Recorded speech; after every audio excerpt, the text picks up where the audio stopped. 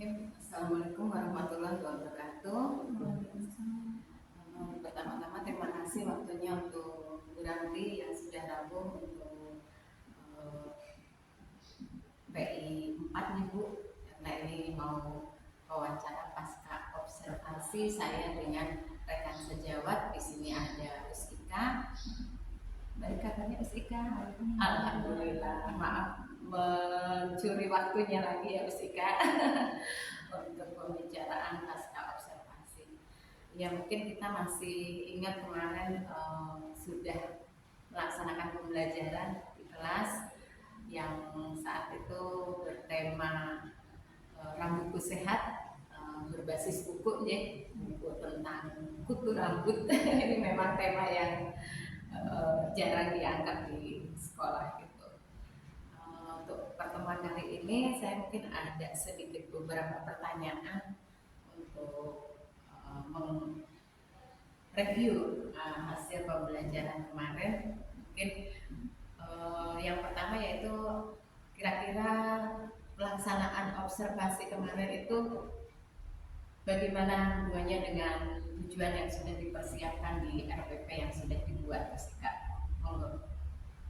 Kalau berkaitan dengan tujuan, tentu pembelajaran yang saya laksanakan sudah sesuai dengan tujuan yang ada di RPP, karena penyusunan kegiatan dan juga pelaksanaannya sudah secara rutin diturunkan dari RPP. Dari tujuan TPG ya, jadi TPCP-nya sudah kita turunkan. Kemudian perasaan setelah melaksanakan pembelajaran yang sesuai yang sudah direncanakan, sudah runtut, itu sejauh mana keberhasilan yang nampak di anak-anak? Kalau perasaan saya sebagai guru tentunya senang ya bisa melaksanakan kegiatan pembelajaran selama hari itu. Mungkin untuk tingkat keberhasilan anak, alhamdulillah selama kegiatan belajar dan setelahnya pasca kegiatan itu kan inti dari kegiatan itu juga untuk mengenalkan tentang rambut sehat ya. Jadi setiap pagi itu sudah ada laporan kayak, terus aku keramas loh hari ini, aku keramas loh. Jadi itu kan merupakan suatu indikator keberhasilan dari tujuan kita mengenalkan tema rambut sehat itu. Jadi dianggap sudah mendukung ya dari apa yang tujuan dengan apa reaksi anak seperti itu ya. Iya. Nah, kemudian kira-kira dari keberhasilan yang sudah ditempuh itu ada nggak sedikit kekurangan yang mungkin akan lebih dimatangkan atau ada nggak kendala di kegiatan anak-anak untuk kedepannya bagaimana? Kalau kendala tentu ada, karena yang namanya anak usia dini itu kan anak kecil itu moodnya juga susah. Cara kita menguasai kelas itu juga tergantung dari emosi anak-anak. Membangun mood anak ini yang saya kira perlu saya pelajari di setiap harinya, karena berubah-ubah dan itu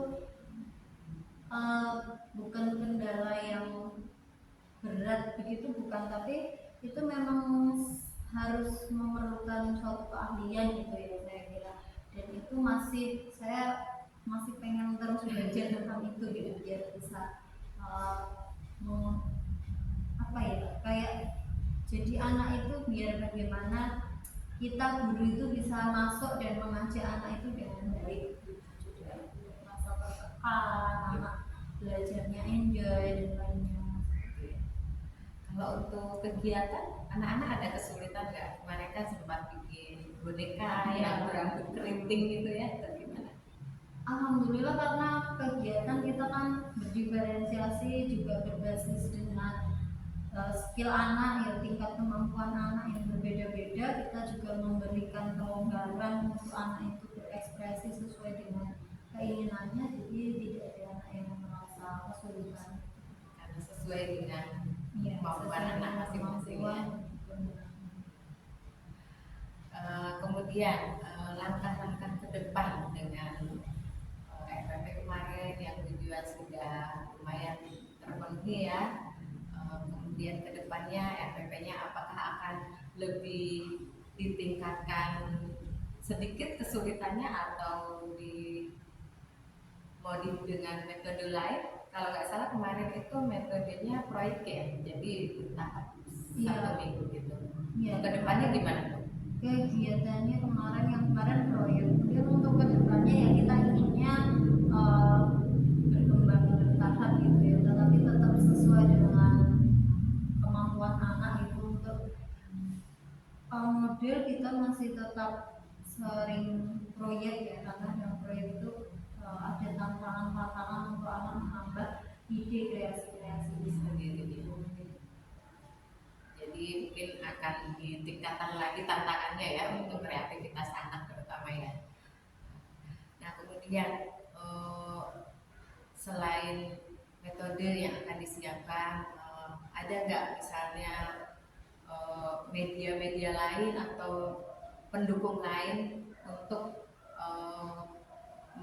lebih mengangkat imajinasi anak, itu media-media lain yang dipersiapkan apa selain kreativitas gitu? Untuk ini kalau untuk media kita tetap tema, kemudian kalau untuk media pendukung yang sudah ada di kelas ya kita terus manfaatkan seperti kayak ada televisi, ada itu sound, kayak itu kita gunakan untuk presentasi, untuk menghadirkan yang sesuatu yang nggak bisa dilihat anak. Misalnya kan kita mau cari kemana nih rambutnya, kita Iya. lihat gitu. Iya gitu. Jadi untuk Sempat lihat YouTube juga ya.